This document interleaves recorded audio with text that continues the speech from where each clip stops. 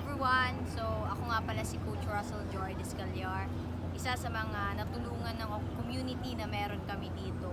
Nandito ako, no? Gusto ko lang sabihin sa lahat ng mga kapanood ng live video na to, kung gusto mo may pagbabago sa buhay mo, kailangan mo lang magsimula at may gawing bago, no?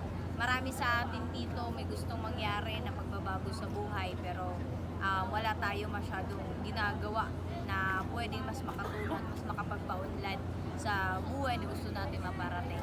Ito, nandito kami sa community namin ngayon, nagkakaroon kami ng tipon-tipon, no? Na kung saan dito mo makikita lahat ng mga naging talaga natulungan na bago yung buhay. Mamaya makikita mo yung mga results nila na video, no? Na talagang may inspire ka din.